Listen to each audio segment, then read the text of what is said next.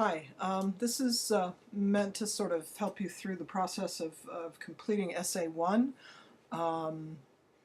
Starting with the order of things, I have an earlier video where I talk about how you should take the statements in the Essay 1 assignment sheet and turn them into questions.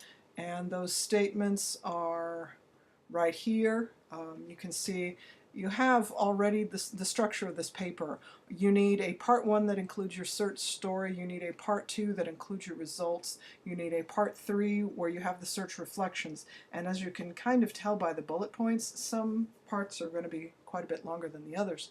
And as I also said, potentially this might be your introduction paragraph. And potentially this might be body paragraph 1. So part 1.1, engage readers' attention, explain why learning more about this topic. That could be your anecdote introduction, and we'll talk about that in a moment. These two parts, explain what you already knew and let readers know what you wanted to learn. Maybe that's 1 paragraph for you, maybe that's 2 paragraphs for you, but that's probably the beginning of the body of your essay, right? Retrace your search steps. That looks like a paragraph to me where you can talk about going into Google and putting in a search term that you thought was going to take you to job ads, and instead it took you to advertisements, for example. So you can talk about your wins and losses. What were the search terms? What went well? What was challenging? And then share with readers the big picture of your most significant findings. Maybe this is a statement, maybe it's a paragraph by itself, but remember that you do want to have a reflective paper, so you do want to focus on what's the big picture for you. Search results, as I said, you were to have started this for discussion 2, and maybe that's probably something like 2 paragraphs, maybe it's 3, where you're comparing and contrasting your job ads, what you found, what was important to you, what turned you off, what turned you on. I don't know if you want to use those phrases, but you know what I mean. And then your reflection comes after results, and that's going toward the end. Discuss what you learned from your research experience.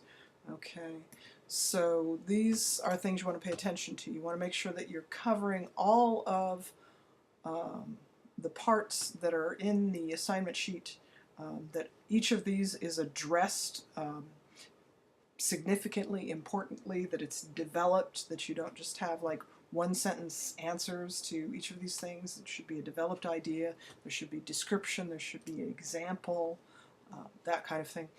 Okay, so after you've developed that, you should rough out sentences and paragraphs that responds to each question in the iSearch structure that we just talked about, starting with story, moving to results, and ending with your reflections on the process.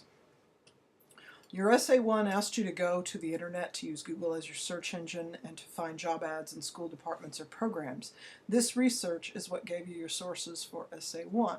So, when you cite your sources, think about which of the boxes below. I've got concentric boxes. The outer box is the internet. Think about when you go to do this research, the first thing that you look for is the internet. Inside the internet, then you open up a Google page to do your search. Most likely, when you put in your job search, you didn't get directed to job ads. You got directed to job search engines like Monster or Ideal or something else. And then inside that job search engine, that's where you found the job ad. So when you're citing these as sources, you don't just say, I found this on the internet, because that doesn't tell your readers the nature of what you were looking for, what you found, where it is, what it means. Google you want to name because that's your search engine. You may wish to tell your readers about the job search engine if it's important to you, if it's something that you didn't know was there, you're very excited, you're going to use it more. But you have to tell readers about this job ad. Who's the employer? What's the title of the job? This is important information that has to be cited in your paper. Okay, so you want to go back and insert that if you don't have it already. Okay, so And also, this is your process, which you have to describe in your paper. You use Google as your main search engine. Which search terms did you type into Google the first time? Did you manage to get everything you needed in one search? Describe your Google searches in categories of successful searches and unsuccessful searches. That's a thing you could do.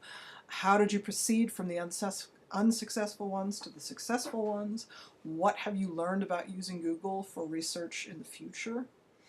Okay, and this next point is a different one, so I think I'm going to step out and block this and give you a different